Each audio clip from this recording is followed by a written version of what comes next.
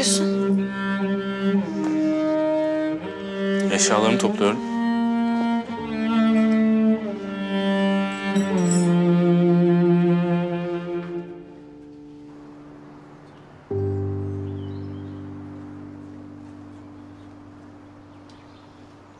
Ne oldu? Ya böyle ulu orta buluşunca bir tedirgin oluyorum ben. Sanki birileri bizi izliyormuş gibi geliyor.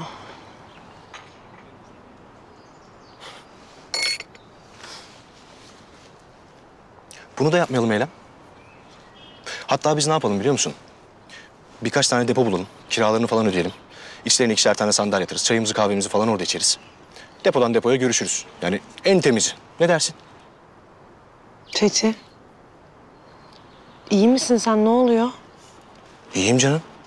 Yani fikir üretiyorum sadece. Çünkü haklısın yani böyle ulu orta görüşmektense depoda buluşmak en güzeli. Peki ne yapalım istersin? Karabayır sokaklarında el ele dolaşalım. Çayırlara, çimenlere, kırlara çıkalım, gezelim. Ha? Bir tane ev tutarız. 2 oda, bir salon, ebeveyn banyolu. Sonra evlenir, çoluk çocuğa karışırız. Yaşar gideriz. Ne dersin? Çok komik geliyor değil mi bunlar sana? Evlenmek tabii hayal bize. Sen ne diyorsun ya? Bir açık açık söylesene. Sıkıldım diyorum, sıkıldım. Kaçak göçek buluşmaktan sıkıldım. Sevdiğim kadını rahat rahat görememekten sıkıldım. Ne yapıyoruz biz ya? Adını koyalım. Adını koyalım. Bir dakika ya, sen bana evlenme mi teklif ediyorsun? Evet ya. Evlenme teklif ediyorum. Hatta dur edeyim. Benimle evlenir misin Eylem Mersiye?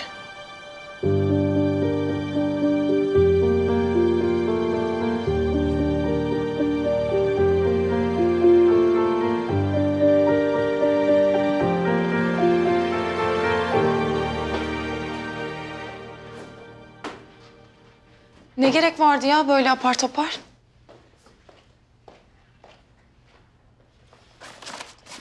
Vaktim vardı, geleyim alayım dedim.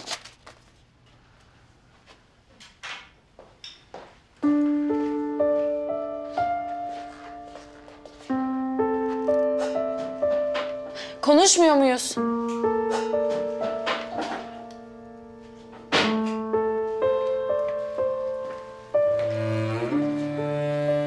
Konuşuyoruz ya. Pardon.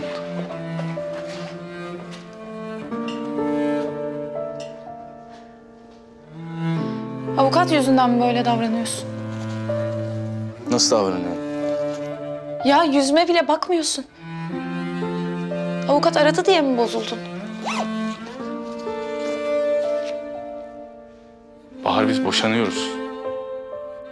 Avukat tabii ki arayacak. Bozulacak bir şey yok.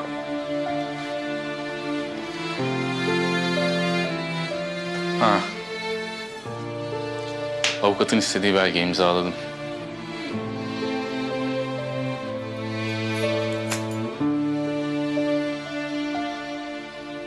Yavuz ben. Her şey için çok teşekkürler Bahar. Kendine iyi bak. Umarım mutlu olursun. Mutlu olmayı çok hak ediyorsun.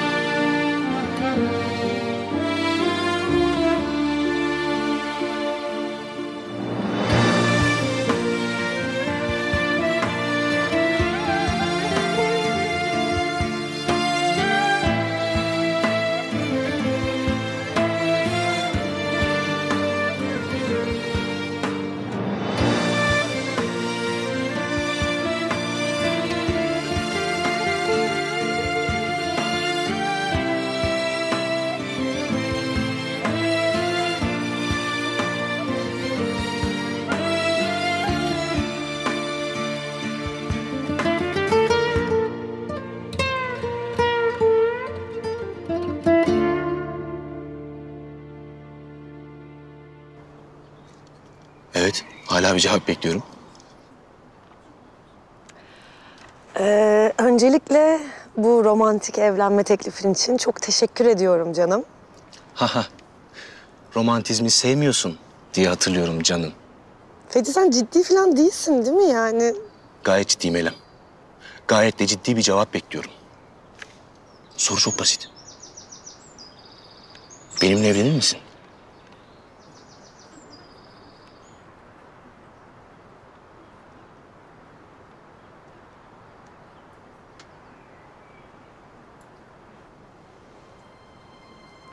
Hayır.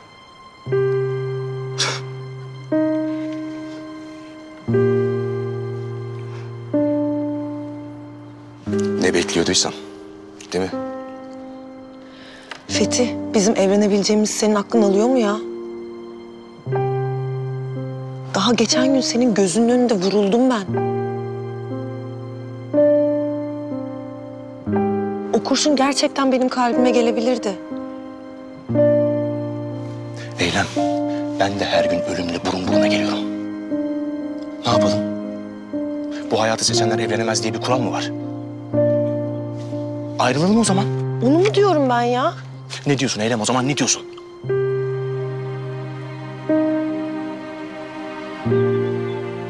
Evlenmek bana göre değil. He? Dökül işte böyle. Bana bunlarla gel. Bunun bizimle ya da işimizle falan alakası yok. Bu tamamen seninle ilgili.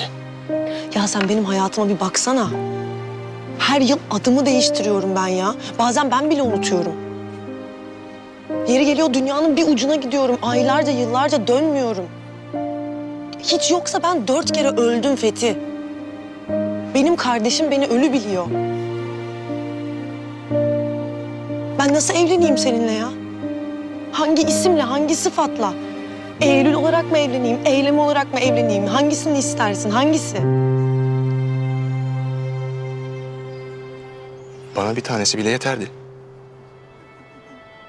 Ama sen hepsini alıp gitmenin peşindesin. Evlilik falan değil mesele. Bunu sen de çok iyi biliyorsun. Öyle mi? Neymiş mesele? Her şeyi o kadar imkansızlaştırıyorsun ki. Mesele bu.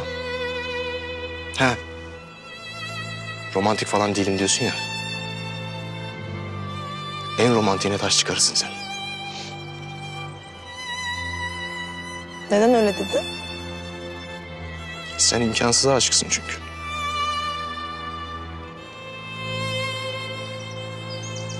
Ama bana bu kadar imkansız fazla.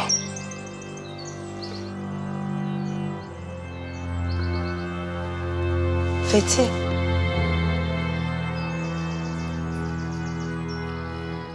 Benden bu kadar.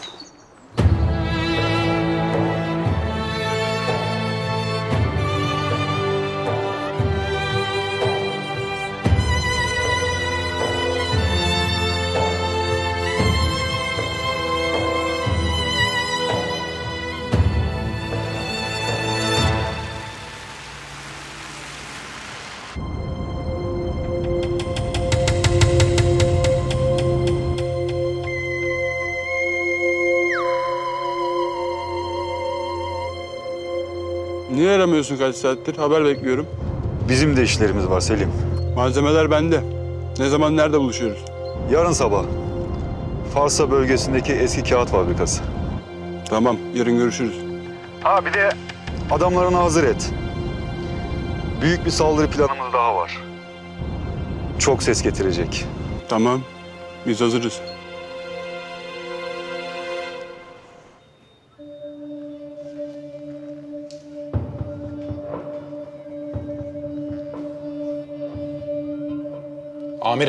Amirim bir şey yakaladık. Malzemeler bende. Ne zaman nerede buluşuyoruz?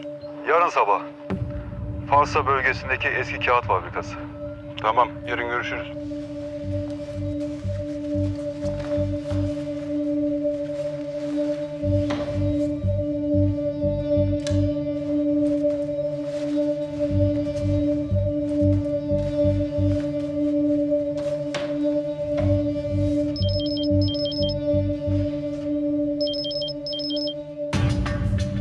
Komutanım. Selim'i buldum. Yarın sabah biyolojik silahları Derman'ın adamına teslim edecekmiş. Bu çok iyi oldu. Yer ve mekan belli mi? Evet komutanım. Yarın sabah. Varsa bölgesinde eski bir kağıt fabrikasında gerçekleşecek teslimat. Başka bir şey var mı? Var komutanım. Bunlar yeni bir saldırı planlıyorlar. Büyük bir saldırı. Ama yeri belli değil. Selim'den de destek istemişler. Selim'i mutlaka almamız lazım Karabatak. Selim'i alırsak hem biyolojik silahları ele geçiririz hem de saldırıya önleriz. Aynen komutanım. Tamam sen direkt buraya gel Karabatak harekat merkezinden. Geceden gidip pusu kurmamız gerekebilir. Emredersiniz komutanım.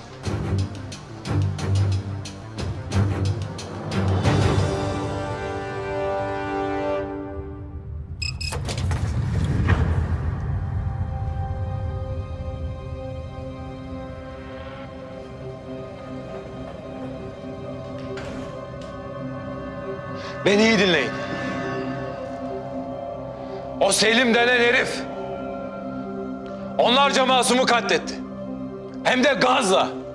O adamı buraya getireceksiniz. Saatler mi sürer? Günler mi? Haftalar mı? Beni ilgilendirmez. O adamı istiyorum. Ölü ya da diri o adamı istiyorum. Duydun mu Yavuz? Emredersiniz komutanım.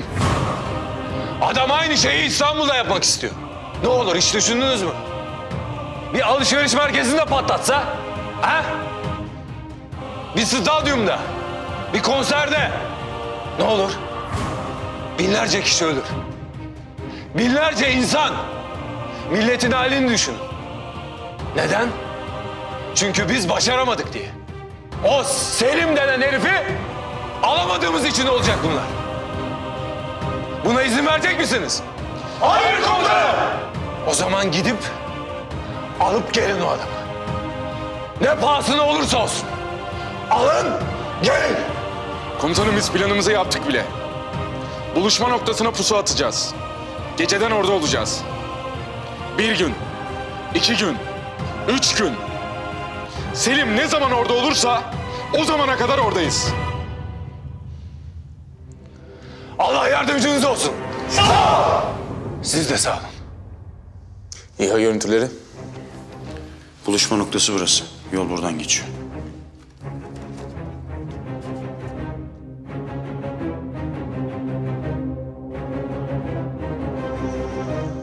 Yoldan çıkıp 300 metre içeri girecekler. Avcı. Uygun bir yer bulup gizlenelim komutanım.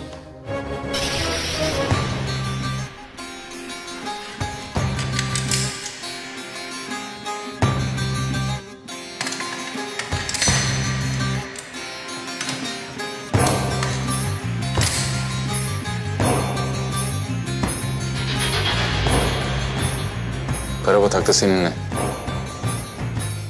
Hafız benimle zaten. Bizim gizleneceğimiz yer var mı? Şuralarda uygun bir yer bulunabilir. Bataklıkta, çamurda alışırız değil mi? Hiç sıkıntı değil komutanım. Selim'i almak için lağma bile gireriz. Bu gece hayalet olacağız beyler. Burnumuzun dibine girseler göremeyecekler.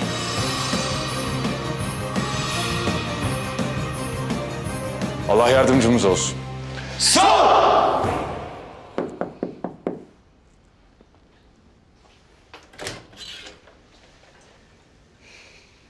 Ne haber? Hiç iyi değilim ya Bahar. Geç.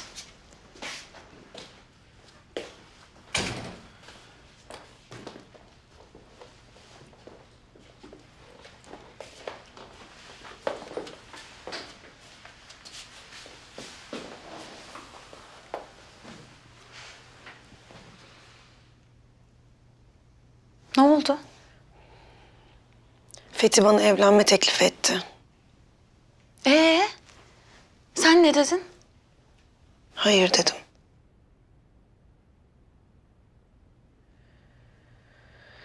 Sonra o tabii çok bozuldu. Yani böyle döküldü, kalktı gitti. Niye hayır dedin? Ya Bahar... Resmi olarak ben ölüyüm. Bildiğin ölüyüm yani, ölü. Anlatabildim mi?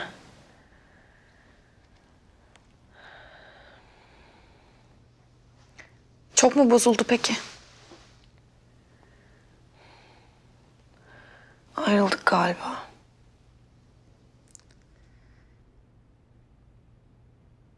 O derece. O derece.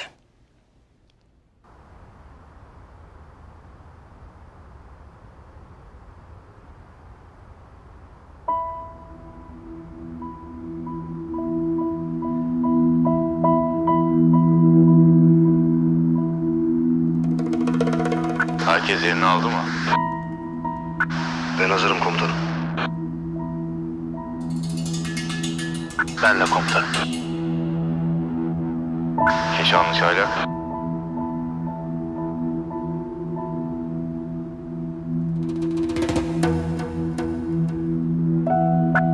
Hazırız komutanım.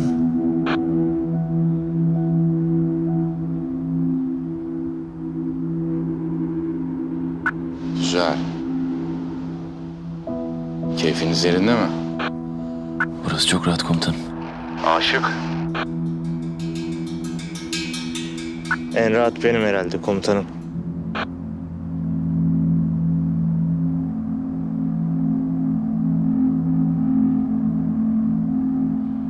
Gelen giden? Şu an kimse yok. Gelince haber et. Anlaşıldı.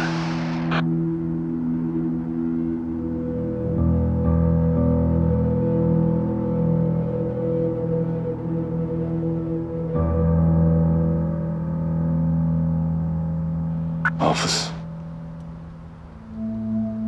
Burada ne kadar dururuz bilmiyorum. Ama biraz sabretmemiz gerek. Sabrederiz komutanım. Allah sabredenlerle beraberdir. Bana bak, geçen gün gördüğün rüyaya kafayı takmıyorsun değil mi? Onların eceli gelince ne bir saat ertelenebilirler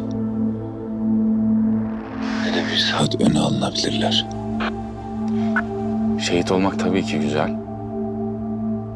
Ama bizim birinci vazifemiz yaşamak, hizmet etmek. Unutmuyorsun değil mi bunu? Asla unutmam komutanım. Asla. Güzel.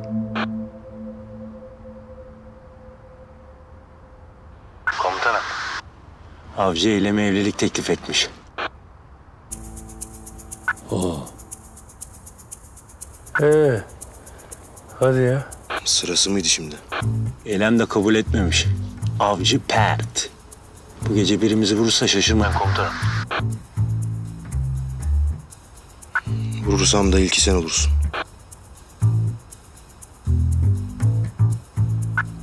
Ben şunu anladım. Bu timin kadınlardan yüzü gülmeyecek. Of of. Sana ne oldu aşık? Bir şey olduğu yok komutanım. Ben doğuştan aşığım. Bitti komutanım. Niye kabul etmedi Eylem? Konuyu değiştirsek mi? Zaten canım sıkkın. Bir türkü söyleyeyim mi komutanım?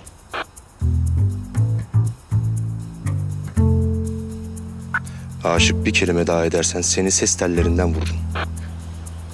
Tamam komutanım, kızmayın hemen ya.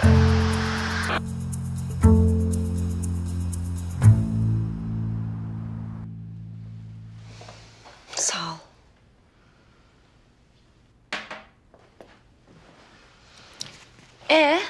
Ne olacak şimdi? Yani bilmiyorum ki. Yani o bana karşı hep çok nazik, çok hassas, çok tatlıydı. Ben mal gibi aldım bıçağı, sapladım kalbine.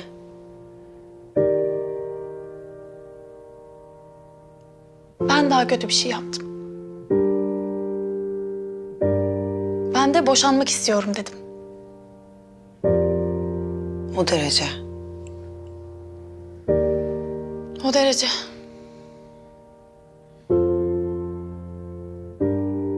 Sen Yavuz'u çok seviyorsun Bahar. Yani onun için hayatını değiştirdin neredeyse. Ya Acaba böyle bir karar vermek için erken mi davrandım? Yani bilmiyorum, sen de çok zor şeyler yaşadın tabii. Çok haklısın. Ama yani ne bileyim, pişman mısın? Değilim. Yani... Değilim ama kesin pişman olacağım. Ya vallahi ben Yavuz'u çok iyi tanımıyorum ama... ya tanıdığım kadarıyla çok gururlu biri. Yani geri dönüşü pek olmaz gibi geliyor bana. Dönmez değil mi? Sanmıyorum. Yani eğer boşanırsanız zor gibi.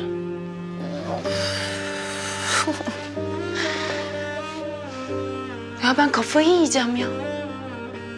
Ne Yavuz'la yapabiliyorum, ne Yavuz'suz yapabiliyorum. Delireceğim. Tamam, sakin ol ya. Ben Yavuz'u çok seviyorum ya.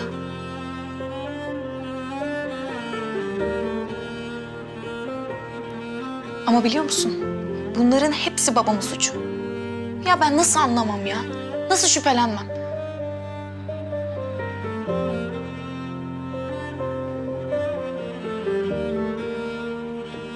Kahve bizi kesmeyecek galiba.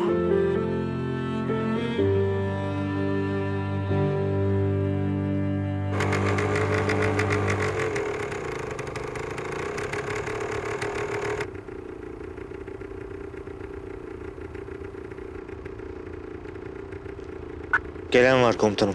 Motosikletli birisi. Görüş var.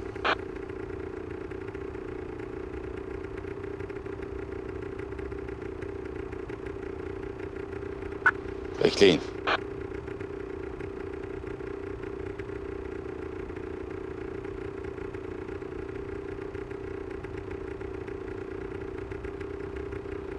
Bu basit bir köylü komutanım.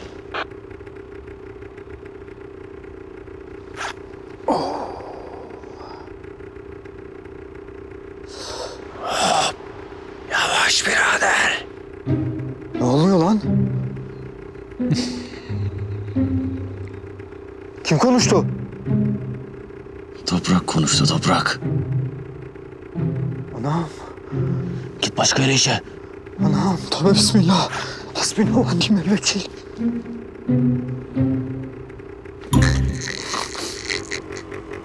Hasta mıdır nedir ya? Akıl fikirimiz. Ne bilsin oğlum adam? Ne suçu var? Yalnız bayağı iyi gizlenmişse. Yalnız bir sorum olacak. Sıkışırsak ne yapacağız komutanım? Sıkışmayacaksın. Uykumuz gelirse? Gelmeyecek. Acıkırsak? Acıkmayacaksın. Ben timde bir tane çaylak var sanıyordum. Hepiniz çaylakmışsınız.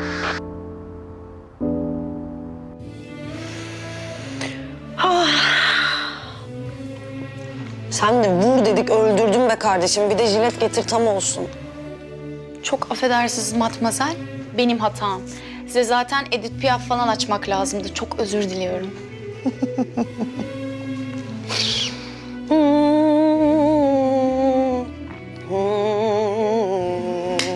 Bravo. Bravo Eylem Merşe. Bravo. Sağ olun.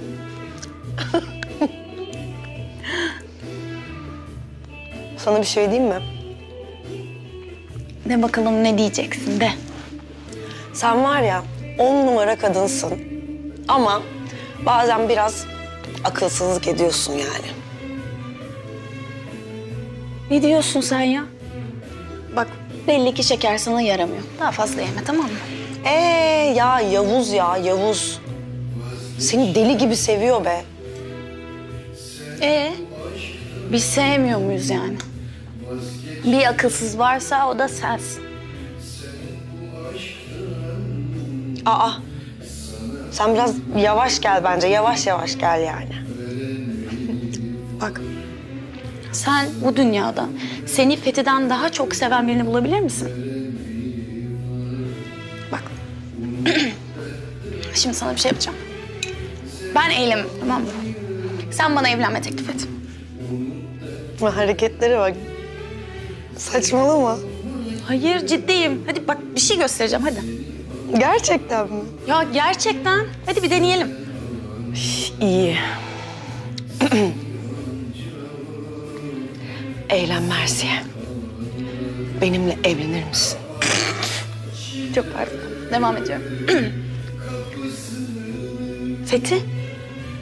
Hayır. Hayatta olmaz tabii ki. Ya evlilik bana göre hiç değil. Hem ayrıca benim hayatta yapacak daha bir sürü şeyim var hayatım. Daha kaç kere ölüp ölüp dirileceğim. Ayrıca evlilik gizliliği öldürür. Kusura bakma bunlar hiç bana göre değil. Aa, kıyamam canım. Sen biraz romantik misin acaba? Ya of, ben öyle miyim? Öyle mi yapıyorum ben? Aynen sen busun.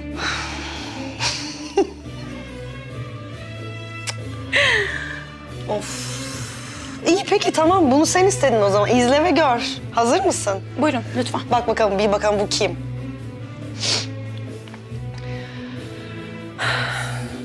Ben boşanmak istiyorum Yavuz.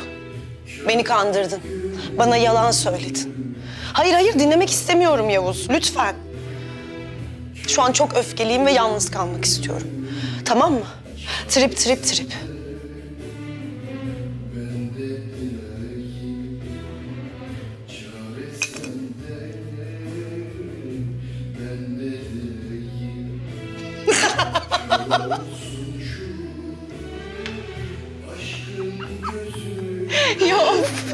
Of ya.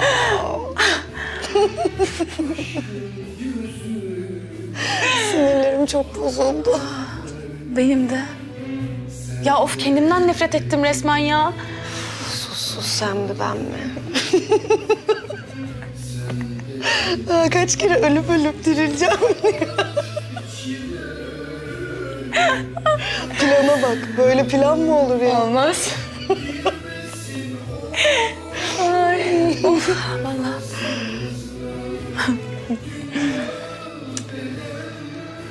Of.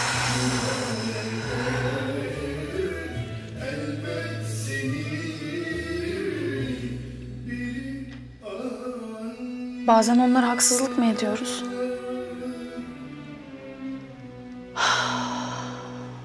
Bilmiyorum ki. Bazen. Belki biraz.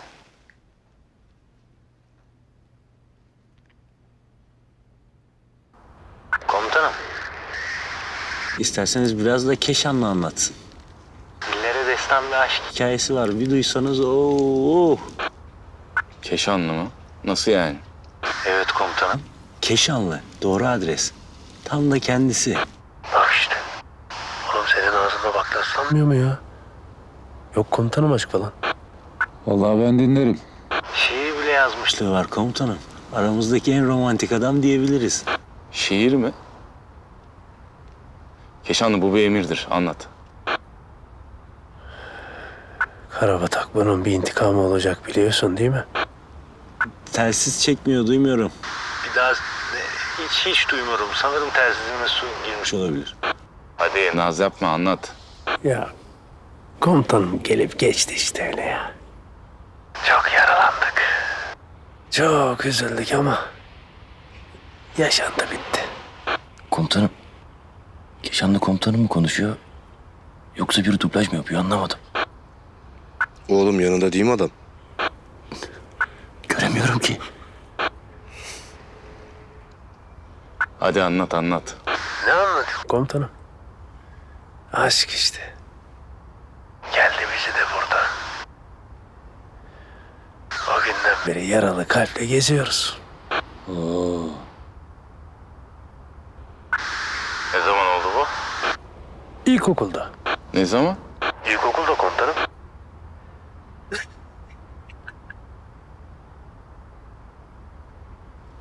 Tamam sus Keşanlı. Ne var komutanım?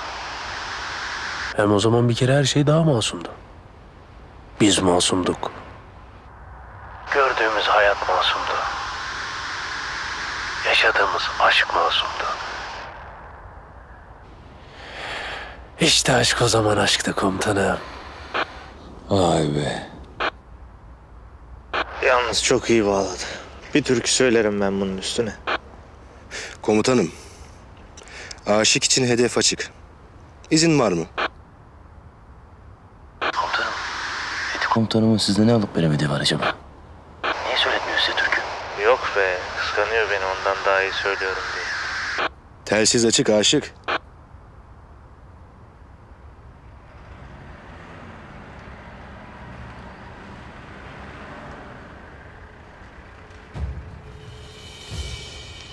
Komutanım. Bu sefer bir araç görüyorum. Nereye gidiyorlar?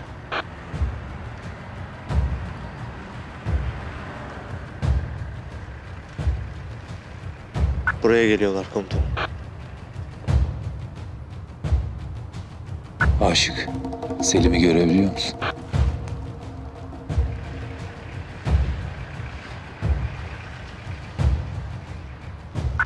Göremiyorum komutanım.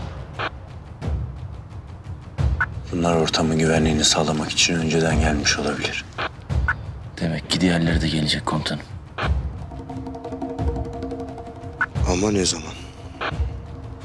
Bilmiyorum. Bu saatten sonra kimse ses çıkarmasın. Mecbur kalmadıkça konuşmayın. Burada olduğumuzu öğrenirlerse plan değişir. Anlaşıldı. Anlaşıldı. Anlaşıldı.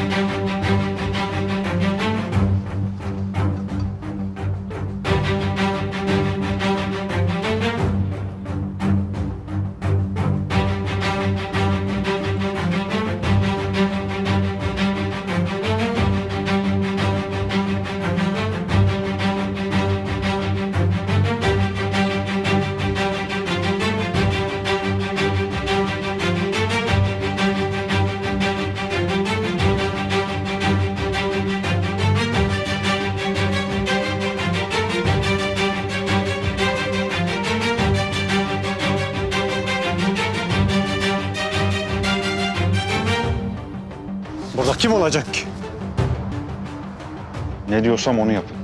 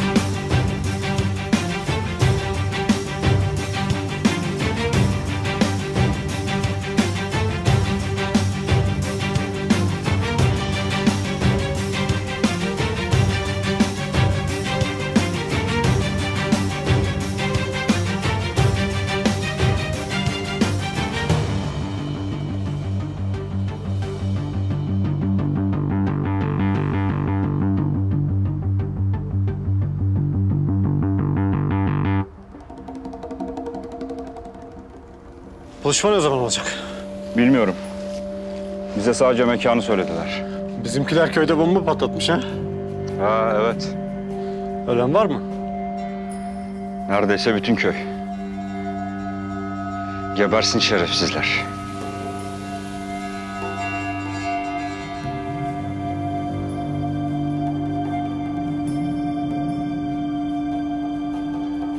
Askerler de oradaymış. Onlar da geberdiler sanırım. Size bir şey söyleyeyim mi? Bu Türk askerini gözünüzde çok büyütüyorsunuz. Korkak hepsi. İş bilmez, amatörler. Benim karşıma çıkmıyorlar.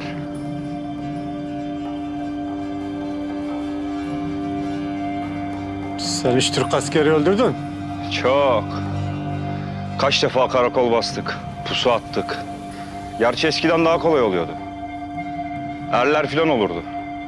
Şimdi hepsi profesyonel asker. Ne profesyonel lan? Tırsak korkak herifler. Bir b***dan da anladıkları yoksa.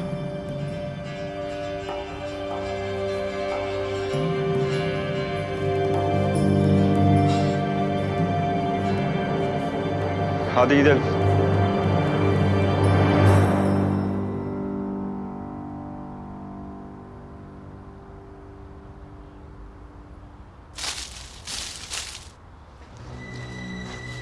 Duydun mu lan? Neyi? Hafız ne oldu?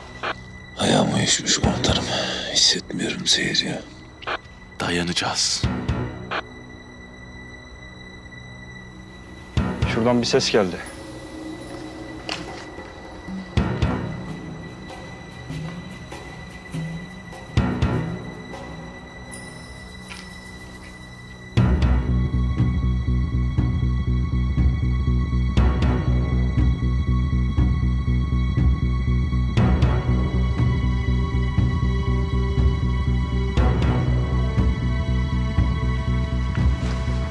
Bir şey yok gibi. Bir şey duyduğuma eminim ama. Neyse. Yanıldım herhalde.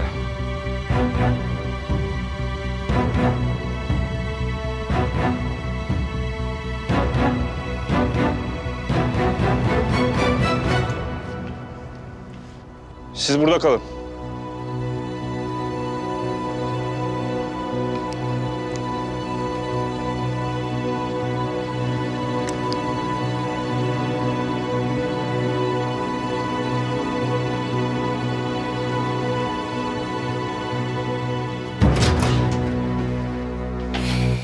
Keşke kalsaydın burada. Yok ya, içim sıkıldı. Birazcık yürüyeyim, iyi gelir. Sen bilirsin. Teşekkür ederim. Ben teşekkür ederim. Görüşürüz. Yalnızdır geçen günlerim ardından. Bir evim yoktur onsuz, yalanları çoktur duvarlarımda. Sessiz soluk kalmış, gün solmuş. Vücudum yokluğuna hapsolmuş. Of, ağlamadı, ağlamadı. Önünde öldüm. Karalar bile bağlamadı, anlamadı, anlamadı. Yüzünde gördüm. Ağlamadı, ağlamadı. Önünde öldüm. Karalar bile bağlamadı, anlamadı, anlamadı. Yüzünde gördüm, mutlu sona bağlamadı.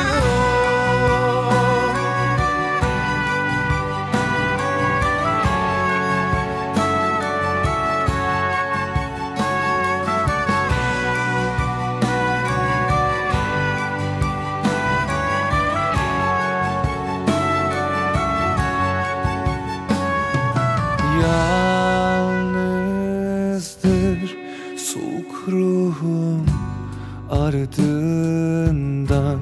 Sokağım yoktur onsuz, günahları çoktur duvarlarımda.